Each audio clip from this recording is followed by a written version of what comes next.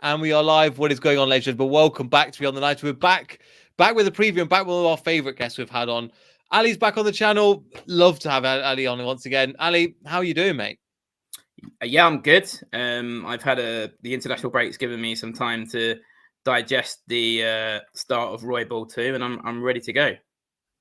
Fantastic. I was going to be, well, we'll get on to Roy Ball in a second. First of all, Vieira, we'll talk about a little bit off camera, but what are your thoughts about Vieira and the whole sacking situation? And yeah, I mean, the latest manager to get sacked, because this Premier League, it's been ruthless, more ruthless than usual, I think. It was ruthless. And my overriding emotion is sadness, because I really liked Vieira. He came across as a really humble guy who connected with the fans, particularly given the background of a stellar career. It was harsh in the sense of the fixture list. It has been very lopsided for us. So he was on the back of a tough fixture list and actually yielded some good results in that period. We got draws at home to Brighton, Newcastle, Manchester United, Liverpool. But as well, he wasn't really backed enough this year in the transfer market. He was in his first season, but not in the second season. And that's kind of the thing that's annoyed me and the fans is we want to see collective responsibility. Yes, we do see issues with Vieira's management this season, but I personally really want to see the board come out and say, yeah, we all need to take responsibility for this season. I think Parish has grossly underestimated the Premier League and overestimated our squad. He's on record of saying in December that he thought it was a good squad and that he wasn't too keen to do too much business in January. It's not a good squad. If you look at our fullbacks, you know, we've still got Joel Ward and Nathaniel Klein at right back in the year 2023. So I think that there needs to be some shared responsibility. But that said, I do think over the last week or so, the media have been very kind to Vieira, and a lot of his friends and mates in the media have come out fighting his corner when there was definitely some poor managerial decisions going on. There was some baffling selections. There was some poor in-game management, which was becoming a common theme in his time with us. And there were three things really with Vieira that made me sit up and go, I'm really not sure this is the guy. We played away at your friend's Forest and lost. Sorry about that. I was at the game, travelled up for the weekend, and it was shocking. Then we had the World Cup break. He had I can't remember, the break was like 5-6 weeks in between. Come back around the Christmas period, play Fulham, Boxing Day. He plays exactly the same team he played at Forest. So he's had all that time to think about it and maybe change something, and we get beaten comprehensively by Fulham. Then the second thing for me was he, Elise, his deployment of Elise, for example. Elise was like man of the match against Liverpool on the right-hand side. Had a really good game. We drew with Liverpool at home. You think we might build some sort of momentum here, go into the Villa game, which was kind of the first kind fixture we had. And he moved Elise back to the centre after Vieira had praised his performance on the right. And there were these baffling changes in his selection. And we just didn't really understand what his philosophy was anymore post-Conor Gallagher. And the things that I'm saying are things, and I did a video when Vieira first arrived, Vieira What to Expect. It's on the main thing on my channel. These are the things about lack of philosophy and poor in-game management and baffling selections. These are things said by Nice fans and players at the end of his time there. And it just felt like history was beginning to repeat itself. Although I do think he would have kept us up, and I do think the timing of it was harsh. I do think we pressed the panic button. That said, the caveat to it is, and why I'm actually, I think, quite pleased it's happened, is it gives us time to get the right man in early if they don't think he's the right guy. Yeah, makes sense. Also, given that pre-season, I think, let's be honest, I don't think Roy Hodgson's going to be the guy that's going to take you into next season, but it's going to give them. Let's hope not. Yeah, I don't think so. I think he's just doing it to go, look, I like this club. I want to stay up. Let's just get a few points, get us safe, and then I'll go retire again.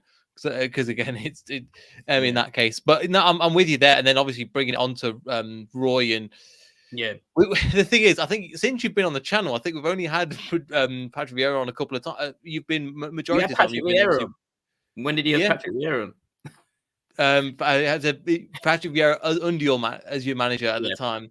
And just in terms of are you looking at it going, look, we just need to go back to what we need, or we just go, look, we try and shut up shop, try and frustrate teams, get us safe, and then rebuild next year?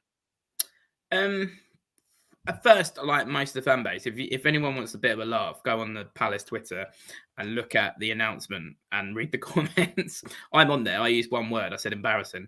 Look, it's a regressive appointment and it is embarrassing. You have to take your medicine a bit. Other fans are going to laugh at us, and we've done it to other teams. It feels a bit like when West Brom used to press the panic button as soon as they were like in shot of relegation, or it felt a bit like Watford kind of thing. But it's a regressive appointment in the sense it's kind of admitting it's not worked, because we're going back to our previous manager. But I think we have moved on from Roy's time. We've now have players who are capable of passing out from the back, and things have changed for the better. I think, to be honest with you, him coming in, I was saying to you off camera, and I might sound really naive, and these might be words that haunt me. It kind of doesn't bother me. I don't think we needed someone like Roy, because I'm not that worried about relegation. Yes, we're 3 points off, but there's a lot of traffic between us and 18th. We're currently 12th. Our fixture list is finally kind to us. It's been very lopsided. Vieira, and this is where it was harsh on Vieira. Vieira had, played mostly the top 10 in 2023. It's a damning stat for Vieira. And that's, one of the things is, he hasn't won a game. And we're now the only football club in the 92 league football clubs not to have won a game in 2023. But the fixture list was very harsh on him. Now the fixture list, we're playing teams predominantly in the bottom 10.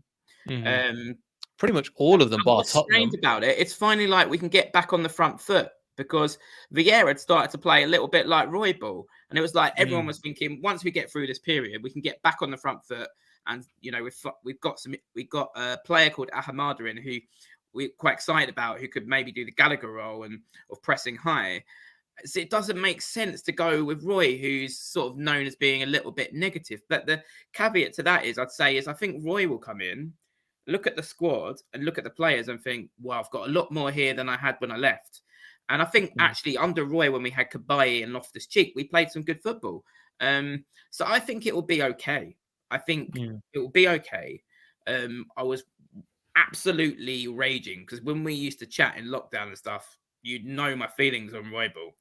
At first, I was really angry like the rest of the fan base. Now I think it's quite funny, because it's like another chapter in the crazy life of supporting Palace, and I'm fully ready to embrace it. I've bought my ticket for away at Southampton. I'm ready to go.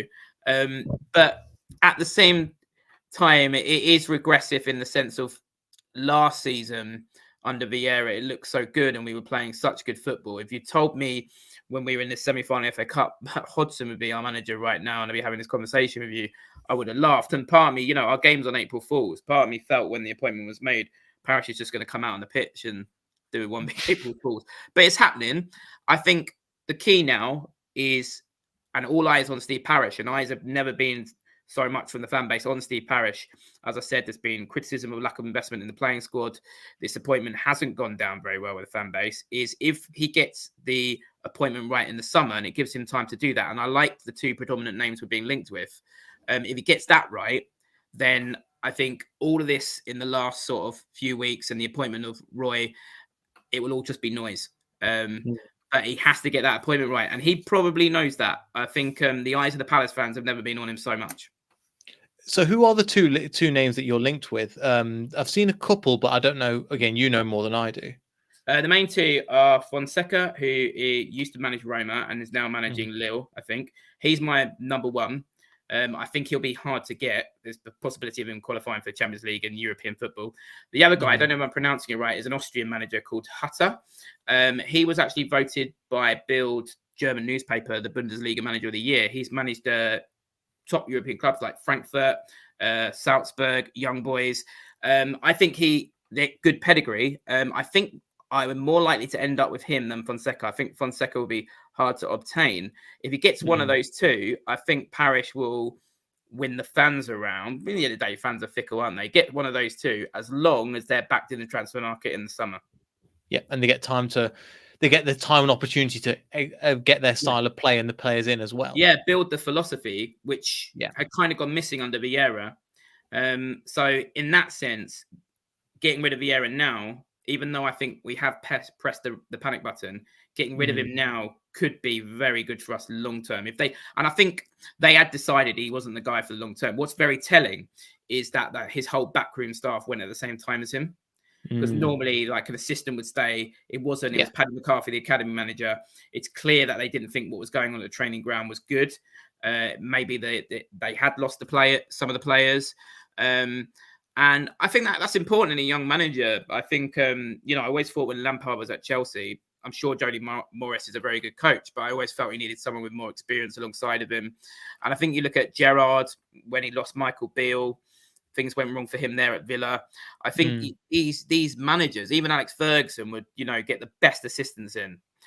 These managers need good support, and some of the baffling decisions Vieira made. Oh, this is the other one that Vieira did. That was kind of the nail in his time with us. Really, was we were playing Brighton, and he must have known that there was pressure building, and we needed a goal to equalise against our rivals, and potentially what would have probably maybe saved his job. And he took Michael Elise off, who's the only player in kind of the last month or so who'd been looking like doing anything, and brought on Jordan Ayew, who's got about 2 goals in 60 games. But you'd think that someone on the bench is going, "Are you sure about this, Pat? Like this sub could potentially like save your job." So I'm not convinced by what was going on with his backroom staff as well. So I think that was very telling as well. So I think they've obviously made the decision that these guys aren't for them. But I do think we'll see Vieira again. I think we were talking about it off air. I think if Jess Marsh can get linked with the Southampton job after Leeds, I think Vieira, after an FA Cup semi-final and being 12th, I think, and his name, and that's where the biggest loss perhaps on Vieira is the pool he has to get players in. Because that name can get, apparently he called up people like Elise and Mark Gahey, and we got them over the line. So I think we'll see Vieira again, and it'll be interesting, and best of luck to him, because I did like the guy. Yeah, I get what you mean, because again, there was I'm laughing at another comment that's actually pointing as well about managers, and would you like to swap managers? Ethan's put in the comments, would you like Brendan Rodgers? Can quality manager? This is one thing, I don't know if you've seen this. He said keeping us up in the Premier League would be the biggest achievement of his career. Brendan Rodgers was coming up with all sorts of rubbish recently. And that's one of the many things we've had to put up with, but genuinely that's something he said. I think Brendan Rodgers would make more sense than Roy, because he's kind of better with forward players. He's better at getting the best out of you. My position on Rodgers is I think he's won you an FA Cup. I don't think you become a terrible manager overnight. But I think it's like Roy. I think managers have cycles, and I think his time was done about a year ago at Leicester, Brendan Rodgers. And in Holland they have, I remember Steve McLaren talking about how the chairman told him, you only have like 2-3 years, because we have 2 and 3 year cycles here. And I think nowadays younger players need a fresh voice every so often, and I think maybe it's just time for Brendan is done. But do I want him? Not really. Do you know what though? I wouldn't be like devastated by it. I'd rather get the other 2 names we've been talking about. I think he's a good manager. He's very Mourinho-ish. When it goes wrong, it goes horribly wrong. And we've seen this. We've tried to fight through it and go, no, he'll turn us around. No, he'll turn us around. And it's not worked. And when he does that, as you found out when Mourinho goes, he throws everything everything is not his fault. It's everything else. It's the players. It's been the fans against Brighton. He blamed the fans, blamed the owners, blamed not being backed. Everything but taking accountability. That's not to say he's a bad manager. It's just to say that when the time is up, you have to get rid before it. We've gone from 5th, 8th, and then relegation battle. And that's kind of a shame, isn't it? Because then you forget the good times, and hopefully when Brendan does go, you can remember that FA Cup win. He's had a big, sort of say in your history. But sometimes when things get dragged out, then it becomes a bit sour. And that was kind of my thing with Roy. Like, he was kind of lucky that in the lockdown there were no fans in there, because it was souring on social media. It doesn't help when you're in lockdown and you're watching these games and you're playing so defensive. That heightens the mood anyway. We kind of left it with Roy when he relegated. He relegated Watford officially at Palace. Didn't bother to clap the Watford fans, and just like had this big send off with us. It absolutely infuriated the Watford fans, and it was hilarious. And I was just like, leave it there. Like, leave it there. Why are we going back? But I think I don't know. Maybe has he got I don't know what your situation is financially. Do they not want to pay him off? I mean, I think they're just what it is from what I've heard. The board wants to get rid of him, but the owner is like, no, just give him time. He can turn it around. right. And it's kind of the ground to the point now where, you were mentioning about like people are angry. It's come to an acceptance stage where people can't be bothered to boo. We didn't sell out against we didn't sell out against Chelsea. And for Yeah. us, that's a really big statement. The fact that people are like, we're not going to go. I think there's similar parallels between us as clubs right now, because I mean, both fan bases are the mood sour. I mean, there's been stuff on our Twitter this week. I mean, we've barely sold a ticket to Leeds away, and because who wants to travel on the train on Easter Sunday to see what we haven't won a game in 2023. We went 3 games without a shot on target.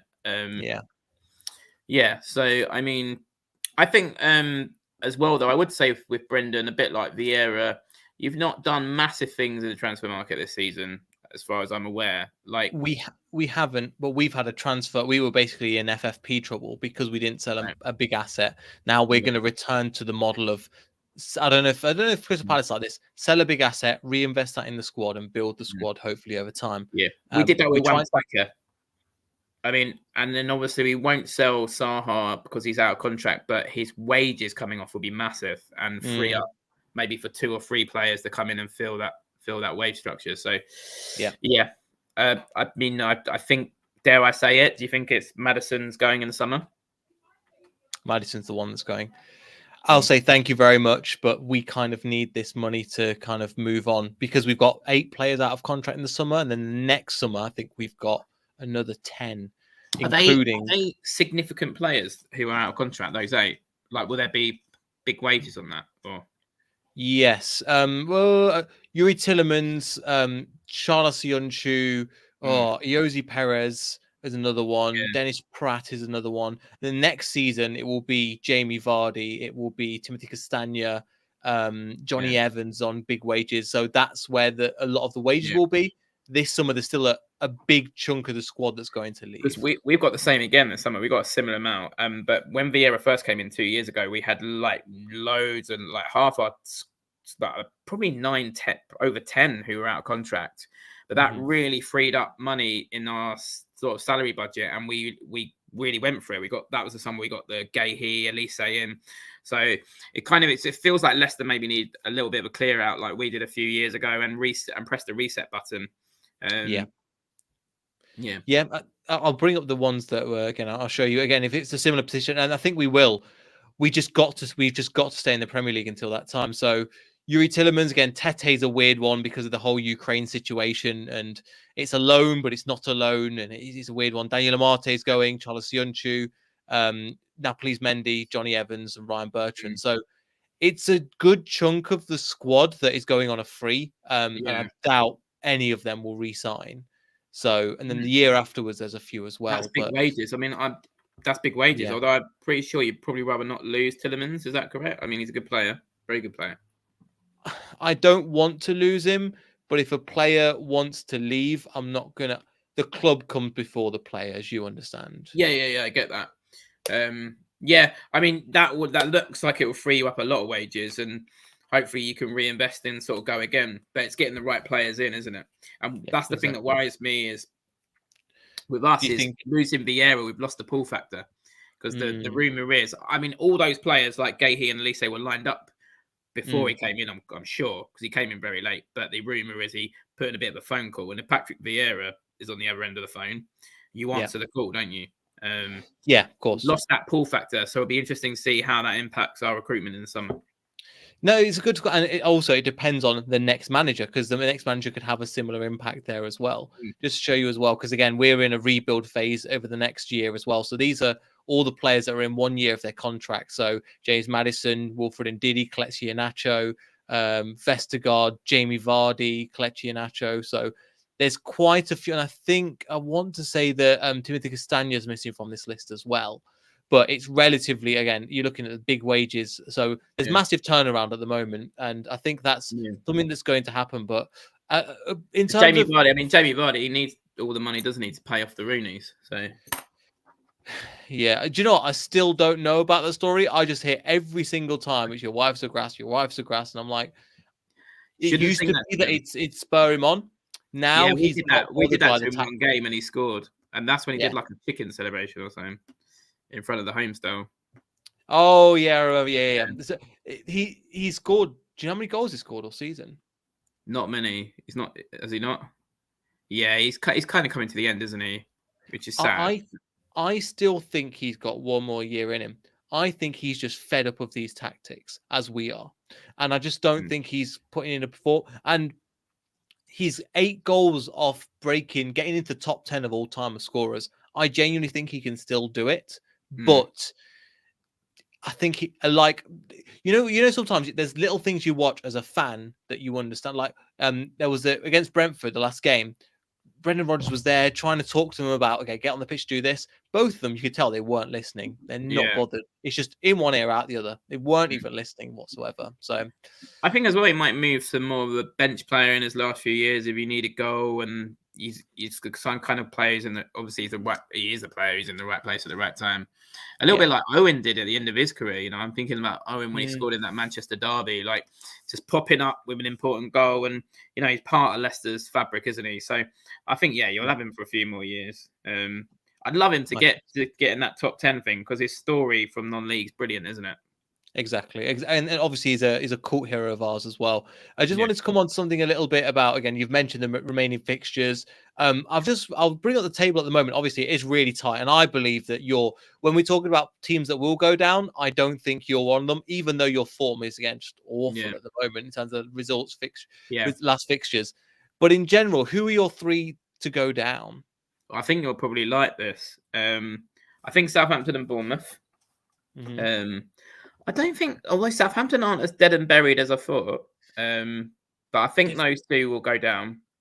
Yeah, and then they've got a kick in them. I think Southampton got a kick, but can they keep it up for another 10 games? Yeah, I don't know. And then I think, I know you were mentioning West Ham, and I live in a West Ham area, unfortunately, and they are very worried. But I think they will stay up. I think it might be between you and Forest, and I think Forest will be the 3rd team to go down, which I know you guys will be happy about. I'll be gutted because I enjoy it as an away day. But I think I'm going to go Southampton, Bournemouth, and it could be us because we're playing Forest on the last day at home. It could be us relegating them on the last day, but I don't know that because I might be, as I've said, naive, and words might come back to me. I'm not that worried about us for relegation. I'm going to stick my neck on the line and say I think on the last day we'll be clear. If we've got nothing to play for, I don't think that would be good for other teams affected and impacted. Because I'm going to be totally honest, the team haven't really been playing with much passion. And I could see the last day them just switching off. And that wouldn't be good. And, that your last game is obviously against West Ham, which could be unbelievable, which could be the one that just defines it. But I think you have enough in you. I always think with teams, if they've got a talisman, like we have in Wilfried Zaha, which is, he's getting back to fitness now. I always feel he guarantees a 17th. If we keep him fit, I think if you keep Maddison fit, for me, you stay up.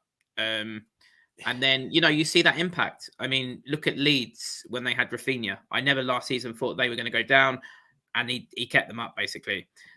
Not single-handedly, but he had a massive impact.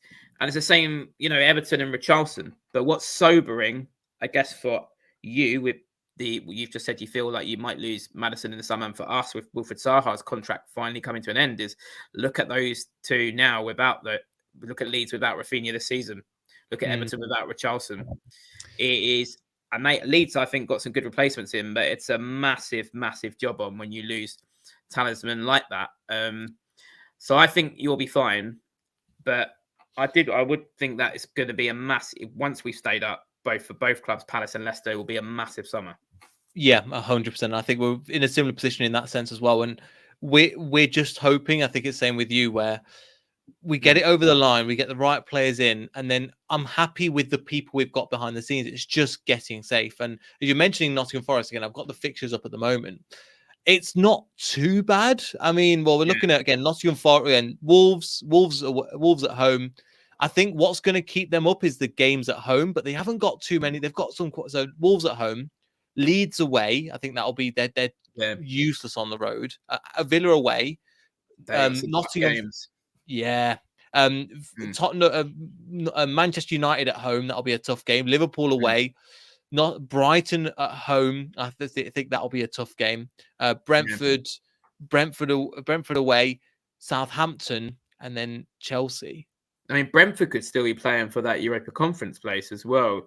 I must say about them, their home form, I think, could save them.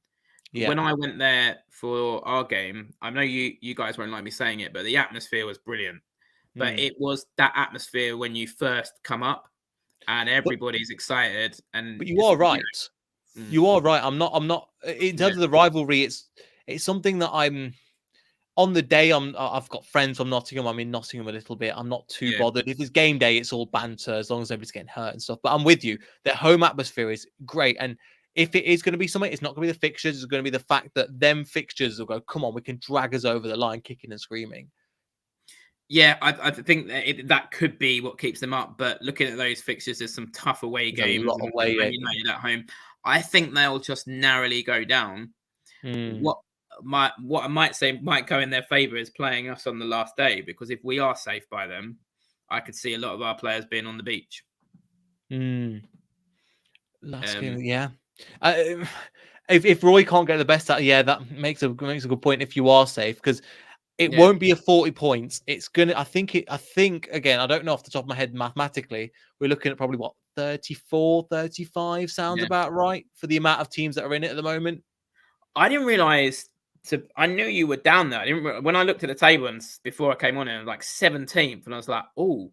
And then I looked at your games. It is very tight. But you look at your goal difference compared to Forest. That's going to be very helpful. Yeah. I mean, our goal difference is worse than I thought, actually. We're kind of in the middle on goal difference. I mean, that -9 alongside Leeds is the best goal difference out of those teams. So that will be massive for you. Yeah. I think you stay up narrowly.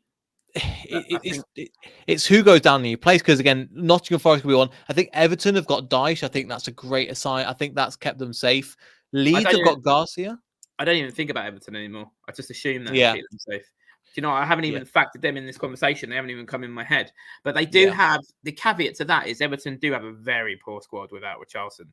It is very average in lots of ways. They've got some very good areas, like central midfield. I think they're quite strong, but up front and out wide, without Richarlison and Calvert-Lewin injured, they're very average. But he will have them solid. It's whether they get enough free wins on the board to get over that line. But my three, as I said, I think Southampton, Bournemouth, and Forest. Yeah, I'm with you. I think Leeds getting Garcia was a good appointment. I think he did really well for Watford when he before they sacked him, which game with Watford's every three minutes, isn't it? Yeah, I think he's a good appointment. I think that he's a good manager, and I think they will have enough to stay up.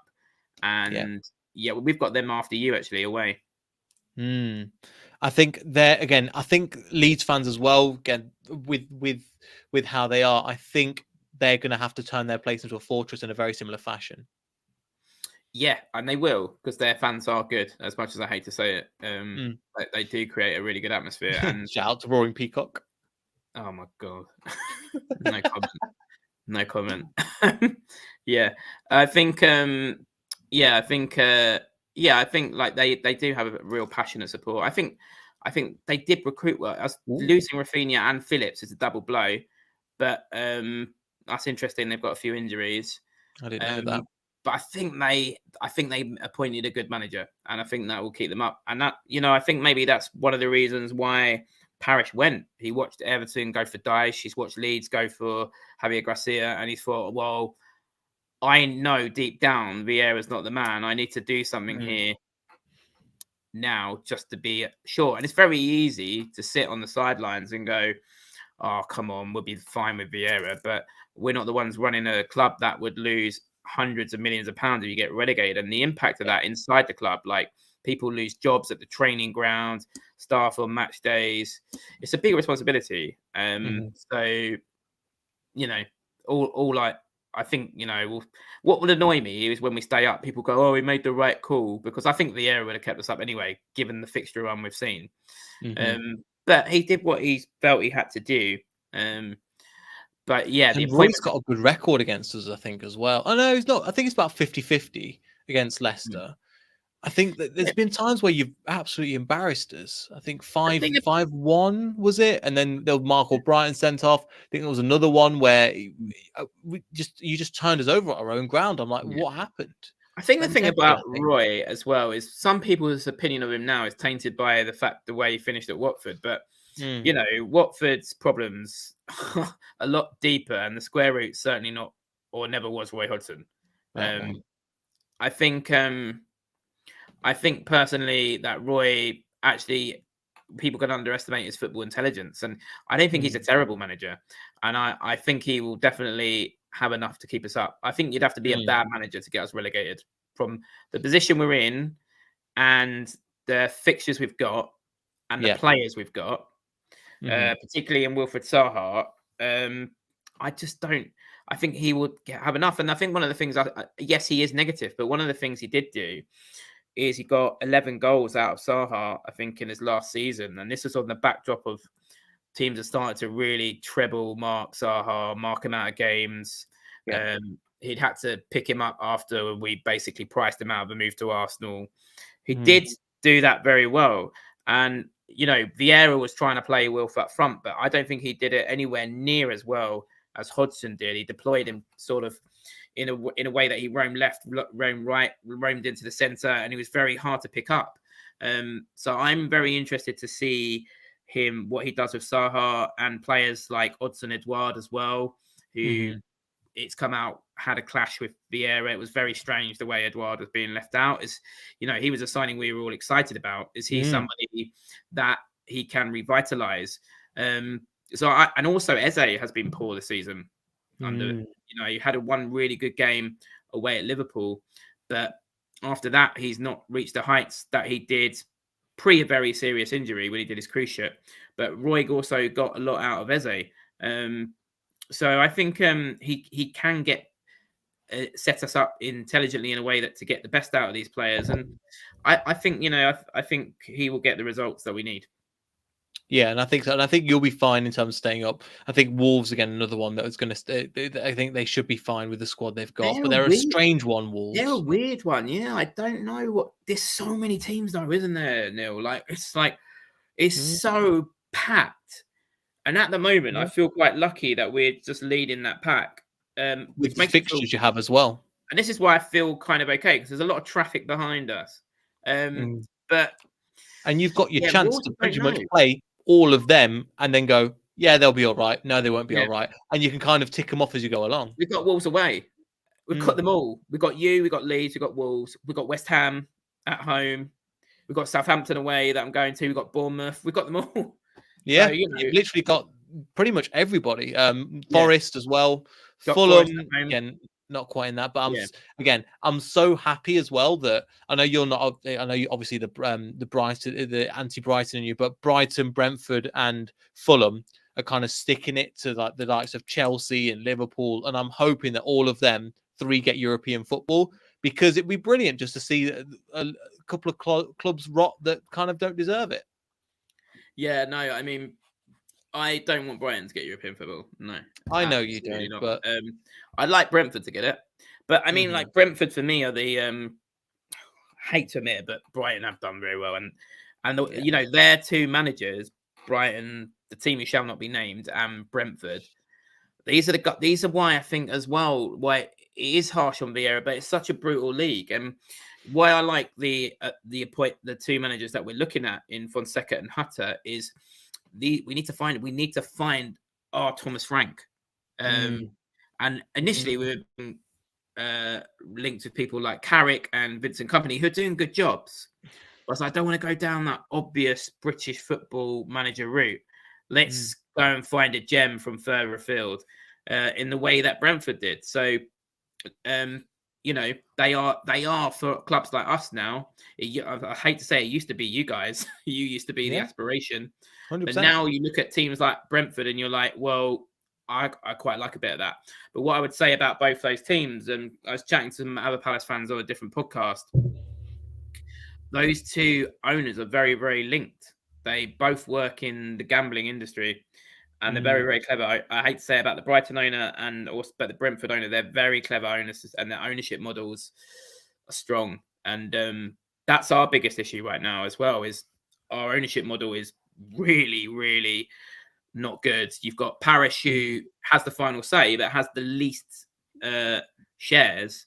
You've got one American owner in Texter who is we don't really trust. He's invested in a Botafogo in Brazil. He's invested in Lyon in France. And we're not quite sure. There's rumors that there's players not being paid in Brazil. And then you've got other American owners, Harris and Blitzer, who tried to buy Chelsea and have been trying to get involved in investing in Man United. They've been trying to invest in any club that asks this. So our treating it like an eToro account, basically. Yeah, our whole ownership model is so fractured that that's the Vieira. This is where I feel sorry for Vieira. He wasn't the square root of the problem. Our square root of our problem is until we sort out our ownership model, and this is where fans need to know what's going on, because apparently Texter and Parish have fallen out.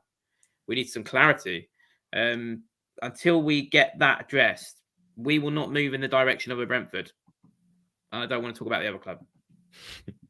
But I know you obviously don't like mentioning Brighton, and fair enough. I think another thing as well with the way that it's working, I'm happy that again they're doing well, and considering all that Brighton's been through and how they've worked. But and they're in the European spots, because I'm always any team that is, it's like we go deep into the FA Cup and you're like, right, anybody that's not the top six, I'm all for them, and that's kind of I have that kind of togetherness in the same way that I think people were happy when we won the FA Cup rather than other teams. And I'm always and like kind of Wigan the other way around. So there's kind of a understanding of you can find a Man United fan in an office, you can find a Liverpool fan in the office, you'll probably find one of the rest and one of the others in the office. But when you find somebody that supports a non-six, you're like, okay, there's an extra like respect for you kind of thing, especially if it's a championship and you've seen hardships and things. Yeah, absolutely. I think definitely. And I think you mentioned the FA Cup. I think that's a probably where both our seasons, for you maybe being in 17th, maybe you're happy you're out. But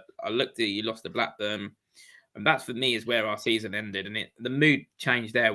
How we lost to Southampton at home, how we lost the game. We could basically, it was a free kick. And then Guaita, our goalie, just kicked it to them. And this is in the middle of Nathan Jones' hilarious reign. That was just the most disappointing thing, because Vieira had created such a magical feeling on our FA Cup run the year before. And we were really hoping, okay, we're looking mid-table. We might break top 10 if we're lucky.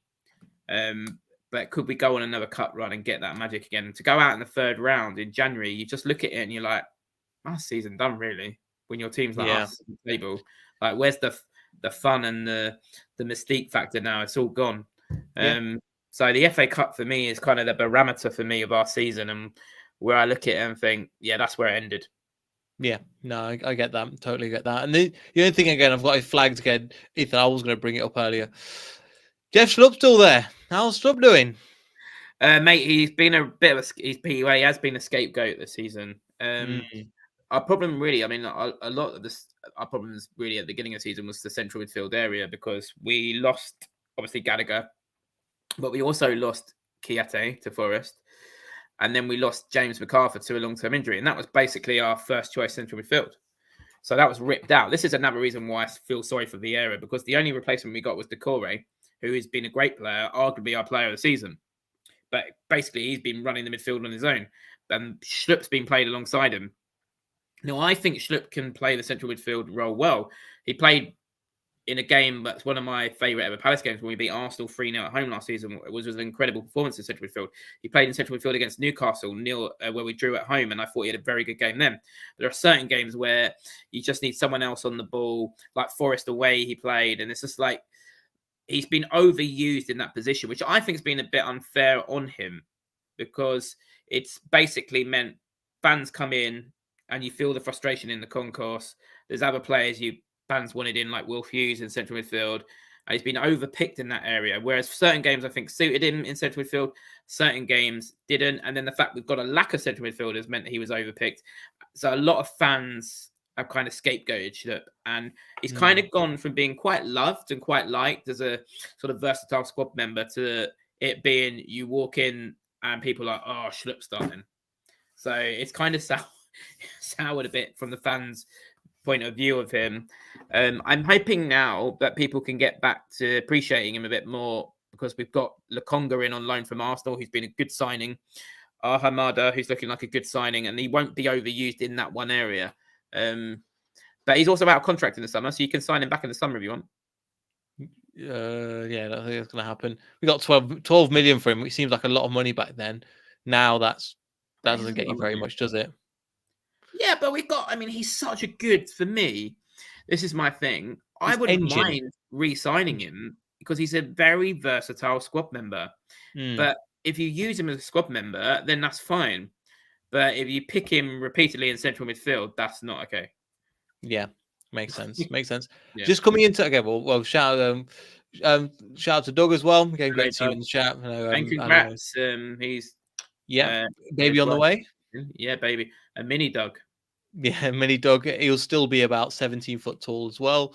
Because great, awesome news, Doug. And thanks for coming to the chat. And then the final thing I was going to ask you is, how would you say this game going? Again, there is a lack of mentality at Leicester. I'm not going to lie. We are very easy to carve open and we're a very weak team. We're very, very nervous and weak, and especially defensively. I mean, yes, 9 goal difference, but we're easy to get at. But then with Roybal, it's not going to be very attacking. It'll be counter-attacking football, won't it?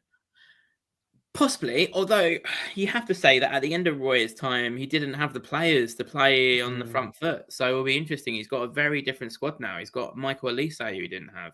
He's got Edouard, who he didn't have. So I'll be interested to see what he does. We did play some good football under him when we had the likes of Cabaye and Loftus-Cheek. So we're very interested to see what he does. I'm very interested to see whether he gets a tune out of Edouard because he joined us to much clamour. I mean, Doug, who's just been in the chat there, it's very, very full of praise for him with his knowledge of Scottish football. And that's why the player I'm most interested to see whether and it has come out that he fell out with Vieira, whether he sort of comes and puts a stamp on things. I'd like to see a partnership of Saha and Edouard up front with Eze on the left. I think he'll go 4-4-2 like he did at the end and have Eze on the left in a 4 like he did. Where Elise fits in that, because if you play Eze, Elise, Saha and Edouard, that's very attacking for Roy. I think I've done my predictions for the first 3. I think we'll win. Do you know what? I'm with you because we don't draw games. I know we drew the last game. We've drawn 4 all season. We either lose or we go on little runs of, like, for example, that we won 4-2 against Villa, 4-1 against Tottenham, and then we're back to loss. Yeah. We're just hoping that we get a little bit of form when we get 3 wins in a row, and that just keeps us safe. Other than that, I can't see us like scrapping out to get in the game. You need 3 or 4 wins, don't you? And yeah. At this point, wins probably respect the point, but wins are what's going to really pull you out. It's not enough. It's not enough that if you look at the table at the moment, even I know you're going to be safe, but you have to look at going for the wins because a point gets you, considering Southampton on 23, and they've still got West Ham still have a game in hand. So that's something to bear in mind as well. Yeah. So they could just jump up the table to 27 points, up the same as you. So it's still tight. And now you're on 28 games played. So technically they could. I don't think they will, but if they win 2, they're up to 29, and they've leapfrogged both of us. I think a point for us would maybe just keep us ticking over and keep us out of being really down there. So it'd be interesting to see how he approaches that. But the only thing I would say is I think where you could win the game would be getting at our fullbacks, because our fullbacks are poor. Tyrick Mitchell, since his England call-up, has been nowhere near where he was. In my opinion, he's had a poor season. Really, I know you're a massive fan of Mitchell when we were Yeah, he's talking last season. regressed. He's had the odd good game recently. He's been playing a bit better for me recently. But also, I mean, the right back area, it's either Joel Ward or Nathaniel Klein. And yeah, that's not going to be fair. Like, it's 2023 and we're playing them. Good players in their day. Love Joel Ward, still at the football club. Klein, obviously, a former England international. But that, if Harvey Barnes gets at them, yeah, that's where you could win the game. And every team's doing it. You can tell they're targeting our right back. And I think if Rodgers has got any nous about him, that's what he'll be doing. And I think that's probably what they're going to do. I think with Harvey Barnes has got he's a very confident player, and I think we've not seen enough of him take a man on and really go for it. He's looked better since we've got an out and out right winger on. The problem is we hadn't had a right winger really. We had Mark Brighton, who's similar to you. Thank you for your services, but I can't believe he's still here almost. You know what I mean? It's been that long. And we need to play somebody on that right hand side. So for us, we just. The other thing that would be interesting is if Maddison can obviously drift left, so we kind of double up on them. In the action, could he drift wide? Could you double up on them and just really go for them? If you do, it could be it can be brutal on them because both of them lack pace. Get in behind them, and that's where you can definitely get the points. I shouldn't be telling. I hope Brendan's not watching. Brendan won't be watching. Vieira came on, so you might have Brendan on as well. Getting all the managers on. We're not a fan of him on this channel. We've just been. I went through the whole. You were mentioning about. I went through the 5 stages of grief with Brendan Rodgers now, so it's just acceptance and just not getting too emotionally invested in football. Because I'm I'm just done. Just drained. Watch the football. That's how I feel about the season. It's so sad. I'm just so detached. It feels like a lockdown season for me. As I said, after the cup, we went out the cup. I'm done. It's it's kind of it's kind of Roy coming in. It's kind of made it a bit interesting. Like once I got over the initial anger, and I do, if any Leicester fans watching, do go on the Palace Twitter and scroll down to see the announcement. It's funny, the comments. The word I used was embarrassing, but I'm kind of over. It's funny. It's just another chapter in the crazy life of a Palace fan, and I think we'll be okay. I think we'll be all right. And then this sort of period, if we get the right manager, will be nice. I'm just more looking forward to getting to pre-season, getting a new manager in, and seeing. Well, Palace fans will laugh at this because we've been really bad at this over the last year, getting some new players in. Yeah, I'm with you. I'm happy to end the season now and just end the season. The cloud hovering is something that we don't like to talk and think about. Is Zaha will, I think, finally leave the club. It's us and Maddison, same thing. We're like, we get it, but we understand. But at the same time, we're gonna miss you. But if we had the same thing with Mahrez, when Mahrez left, we're like, you are unreplaceable. But such a good player still, Mahrez. Yeah.